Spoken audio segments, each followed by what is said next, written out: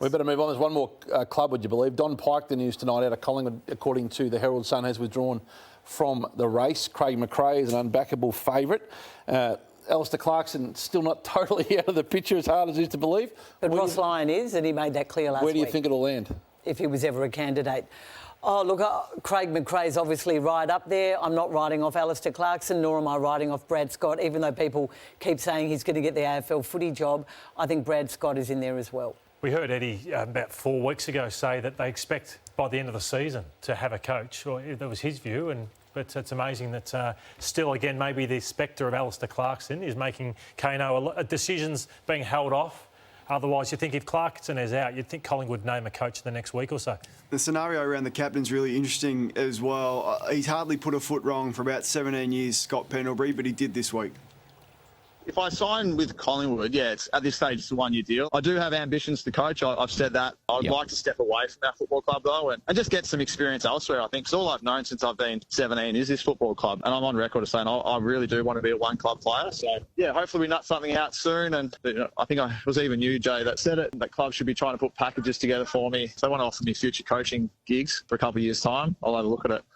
Nothing wrong with what he said up until that last line. Is a ridiculous thing to say. When the club is on its knees, they've finished 17th. They've had the highest turnover of players. Their salary cap has been smashed, and he's advancing and taking them publicly for other clubs to offering him deals. Now, I'm not sure whether he's bargaining for more money, but what I will say is he's been the highest paid player in the history of that club. No player has been looked after better than Scott Pendlebury. Yes, his performance has been excellent, but he's not worthy of a contract of $800,000. He's 33. His performance is clearly on the decline, and it was a pretty ordinary thing to say when the club's in the situation they're in. I nearly fell off the chair when I heard that. I only heard it late this morning, early this afternoon. Terrible. Maybe that's what put Don Pike off once and for all. He referred to it as that football club, which was... This is Collingwood, one of Collingwood's greatest ever figures.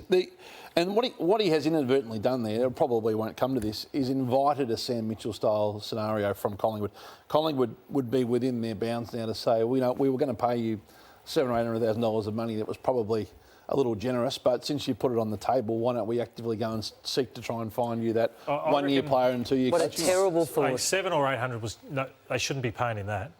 Whatever the number may be. What I'm saying is this is probably the first time he either isn't being offered a contract or wait for the new coach or we're going to pay you half of what you're on. And that's fair enough for a 33-year-old. It's clearly stung him, though. Yeah, it would have stung him, and he's putting it on the table. And it would be a great opportunity for a Fremantle or a Gold Coast or whoever to get him through their doors as a package. But it would be sad for him and Collingwood if it ended that way, I think. That was almost a pitch to others to come forward and create some tension.